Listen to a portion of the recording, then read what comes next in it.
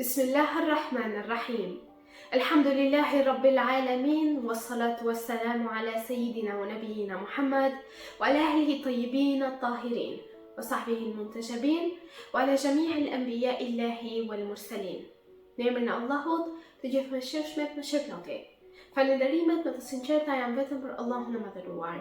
Paqja dhe mëshira e Allahut qofshin mbi profetin Muhammad, mbi familjen e tij të pastër, mbi shokët e tij të zgjedhur dhe me të gjithë të dërguarit e profetët e Allahut xhelishanhu. Të nderuar dëgjues dhe shikues, ju përshëndes me përshëndetjen e bukur islame. Assalamu alaikum wa rahmatullahi wa barakatuhu. Paqja, mëshira dhe beqatia e Allahut qofshin mbi ju.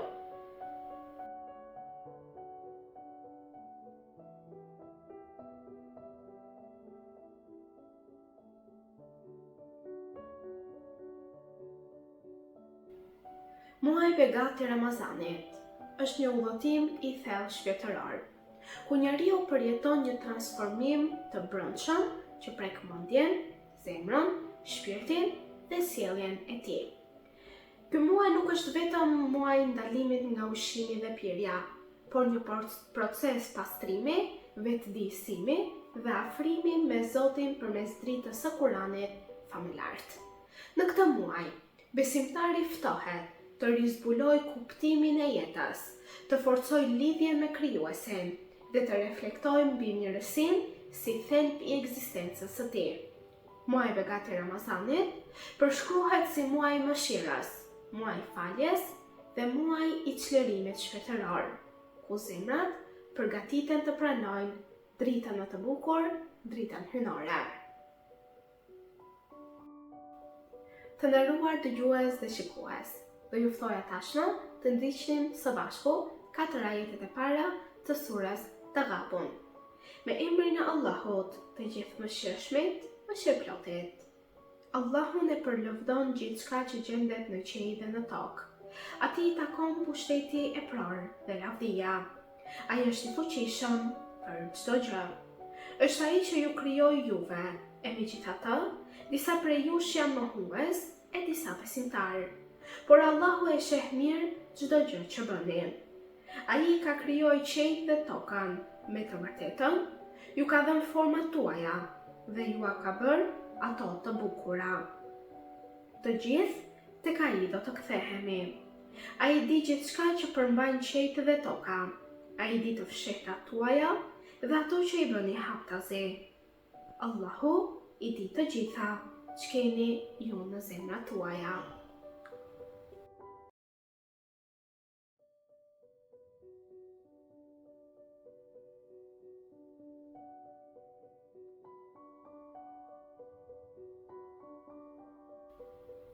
Të dashur dëgjues dhe shikues, muaji begat i Ramazanit, siç e tham dhe në hyrjen e emisionit për ditën e sotme, është muaji i cili shpirti i njeriu çlirohet nga brengat e errësirës së kësaj dynjaje, nga egoizmi, epshet, egoja e shumë gjëra të tjera. Është muaji ku njeriu gjen veten e tij. Gjen veten e tij ku të kthyer tek Zoti i gjithësisë, pra me shpirt, me zemër, me përkushtim, duke adhuruar Allahun e Madhëruar dhe duke pastruar niyetet, sepse Zoti e di çdo gjë çfarë përmban shpirti dhe zemra jonë. Allahu i Madhëruar thot në Kuranin e Shenjtë: Bismillahirrahmanirrahim. Muaji i Ramazanit është ai në të cilin është shpallur Kurani, udhërrëfim për njerëzit dhe argument i qartë i udhëzimit dhe dallimit mes së vërtetës dhe të pavërtetës. Ajeti 185 i surës Bekare.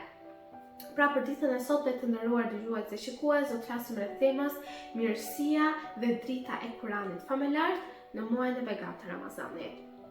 Ky ajet, pra ajeti 185 i surës Bekare, e vendos muajin e begat të Ramazanit në qendër të historisë shpirtërore të njerëzimit, si kohë e zbritjes së dritës së udhëzimit nga ana Allahu xhelishanhu. Psikologjikisht, njeriu ka nevojë për orientim dhe kuptim në çdo ditë të jetës së tij. Kur ai humb drejtimin, lind ankthi, boshllëku dhe pasiguria. Kurani, ky tekst hyjnor, i jep mendjes strukturë dhe zemrës qetësi. Leximi dhe meditimi mbi ajetet gjatë muajit të Ramazanit vepron si një formë e thellë reflektimi, e cila ndihmon në riorganizimin e mendimeve dhe të emocioneve të njeriut. Në këtë mënyrë, drita e Kuranit nuk mbetet vetëm metaforë shpirtërore, por bëhet realitet psikologjik që sjell stabilitet të brendshëm tek njeriu. Hadithet e transmetuara theksojnë se kur fillon muaji i Ramazanit, hapen dyert e mëshirës dhe mbyllen dyert e së keqes. Kjo gjuhë simbolike tregon për një gjendje kolektive shpirtërore, ku njeriu ndihmohet të luftojë dobësitë e veta në këtë muaj. Agjërimi ndryshe quhet mburoj, sepse ai forcon vetkontrollin dhe disiplinën tek njeriu. Nga pikpamje psikologjike, aftësia për të shtyrë kënaqësinë e menjëhershme është tregues i pjekurisë emocionale. Kur një besimtar përmbahet nga ushqimi dhe dëshirat e lejuara për hir të Zotit të gjithësisë, ky besimtar ndërton një forcë të brendshme që e ndihmon të përmbahet edhe nga mëkatet dhe reagimet impulsive të çastit. Dhe ky vetkontrollim zvoglon agresivitetin, forcon durimin dhe rrit ndjeshmërinë ndaj të tjerëve. Mirësia në muajin e Ramazanit merr një dimension të veçantë. Në hadithe theksohet se sadakaja shumëfishohet dhe se ndihma ndaj të varfërve është ndër veprat më të dashura tek Zoti në këtë muaj. Allahu në Kur'an na mëson se Bismillahirrahmanirrahim, e mira dhe e keqja nuk janë të barabarta. Ktheje të keqen me atë që është më e mira. Ajeti 34 i surës Fusilet. Ky udhëzim është një revolucion moral dhe psikologjik, sepse në vend që njeriu të përgjigjet me zemërim, ai duhet të mësohet të reagojë me mirësi, të durojë dhe të mendojë para se të reagojë. Studimet bashkëkohore në psikologjinë pozitive theksojnë se aktet e altruizmit dhe sjelljet prosociale ndikojnë drejt për drejt në rritjen e mirëqenies emocionale dhe në uljen e stresit kronik. Kur njeriu jep nga vetja, qoftë duke ndarë ushqimin e iftarit, qoftë duke falur një gabim, apo duke zgjedhur fjalën e butë në vend të ashpërsisë, në momentin që ai mëson një gjë nga Kurani dhe ua mëson atë dhe të tjerëve, në këto momente ai nuk realizon vetëm një detyrim moral që ka ke vetja tij, por aktivizon një proces të brendshëm qetësimi dhe përmbushjeje njëkohësisht. Ndjenja e dobësisë, e kuptimit dhe e përkatësisë forcon stabilitet psikologjik sepse krijon përputhje midis bindjes së brendshme dhe veprimit të jashtëm. Kjo koherencë mes besimit dhe praktikës, pasi që kemi thënë besimi dhe veprimi, ose besimi dhe adhurimi, është një nga faktorët kryesor të ekuilibrit emocional tek personi. Muaji i begatë i Ramazanit, në këtë këndvështrim, shfaqet si një periudhë e disiplinës shpirtërore dhe e rikonstruktimit të brendshëm të njeriut. Ai nuk kufizohet në përmbajtjen nga ushqimi dhe nga pija, por shtrihet në pastrimin e zemrës nga ndjenjat negative, siç mund të jetë smira, urrëtia dhe mendjematësia.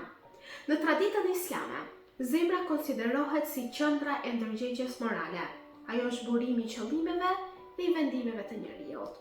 Kur zemra rëndohet nga mëkatet dhe nga qëndrimet destruktive, njeriu humb ndjeshmërinë shpirtërore dhe aftësinë për të dalluar të mirën me qartësi nga e keqja. Muaji i Ramazanit, i cili është edhe muaji i Kuranit, vepron si një proces i thellë riedukimi të brendshëm tek njeriu, duke i dhënë individit mundësinë të rivendosë pastërtinë e qëllimit dhe sinqeritetin e veprës. Njeriu në këtë muaj, duke u kapur në fjalën e Allahut, në urdhat që Zoti i Gjithësisë na ka dhënë, duke thënë dëgjuam dhe u bindëm, fjalës së Zotit të Gjithësisë, arrin të shkojë drejt të riedukimit të shpirtit të tij, duke u bazuar në këto të dyja çfarë thamë, tek besimi, tek përkushtimi në besim dhe tek shtimi i leximit dhe i përkushtimit tek fjala e Allahut xhaleshanhu. Namazi i natës, lutjet e vazhdueshme, istighfari dhe leximi i Kuranit, të gjitha këto krijojnë një hapësirë reflektimi të thellë te ky person. Në këto momente, ku heshtja dhe përullësia i zotron, njeriu përballet me vetveten, analizon gabimet, pranon dobësinë dhe forcon vendosmërinë për përmirësim. Psikologjikisht, lutja funksionon si një mekanizëm i përpunimit emocional, sepse ajo i jep individit mundësinë të shpreh frikën, shpresën, pendimin dhe aspiratat e tij në jetë, duke reduktuar ngarkesën e brendshme dhe duke krijuar një ndjenjë lehtësimi për personin. Ky proces i vetëdijshëm i komunikimit me Allahun forcon ndjenjën e sigurisë ekzistenciale dhe zvoglon akthin, sepse njeriu ndjen se nuk është i vetëm në përballje me sfidat e kësaj bote. Dhe për më tepër të nderuar dëgjues dhe shikues, agjërimi në muajin e begat të Ramazanit dhe adhurimet në këtë muaj japin dhe një dimension tjetër për vetë kontrollin gjatë jetës tonë. Disiplina e përditshme për të frenuar dëshirat fizike rrit aftësinë për të menaxhuar impulsivitetin dhe emocionet negative në ta. Ky ushtrim i vazhdueshëm i përmbajtjes ndërton qëndrueshmëri psikologjike dhe forcon karakterin. Në fund të këtij procesi, besimtari nuk del vetëm me një trup të pastruar nga tepria, por me një zemër më të ndriçuar, me një mendje më të qetë dhe me një ndërgjigje më të zgjuar njëkohësisht. Muaji i begat i Ramazanit, kështu bëhet të nderuar dëgjues dhe shikues, një shkollë e transformimit të brendshëm, ku feja dhe psikologjia takohen në një pikë të përbashkët, në përmirësimin e njeriut në thelb dhe në thënien e tij. Allahu i madhëruar thot në Kur'anin e shenjtë: Bismillahirrahmanirrahim. Vërtet, me përmendjen e Allahut qetësohen zemrat. Ajeti 28 i surës Ra'd. Kjo ajet përmbledh thelbin e përvojës së këtij muaji. Qetësia e zemrës nuk është mungesë e sfidave, por prania e besimit. Në një botë të mbushur me zhurmë dhe shpërqendrim, muaji i begat i Ramazanit krijon një hapësirë të shenjtë reflektimi. Largimi nga tepricat materiale dhe fokusimi në adhurim e ndihmon njeriu të rivlerësoj prioritetet e kësaj jete.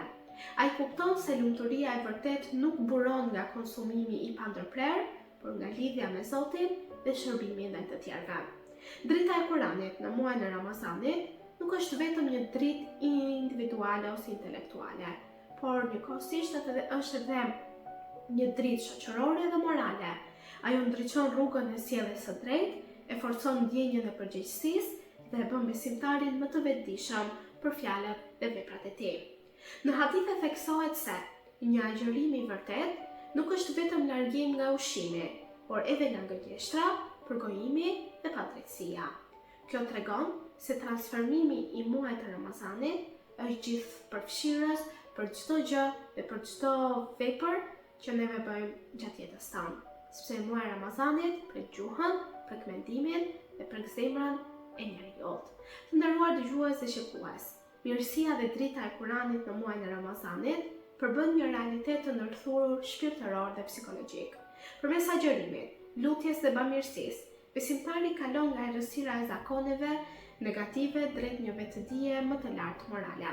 Sepse ky Ramazan, në thelb, është një shkollë e mirësisë dhe një dritë që nëse ruhet pas përfundimit të tij, vazhdon të ndriçojë jetën e besimtarit edhe në ditët në vazhdim pas këtij muaji kaq të begat. Në këto momente të nderuar dëgjues dhe shikues, duke u lënë në mbrojtjen dhe ndihmën e Allahut xhel shanhu, ju përshëndes sa përshëndetjen e bukur islame. Assalamu alaikum wa rahmatullahi wa barakatuhu.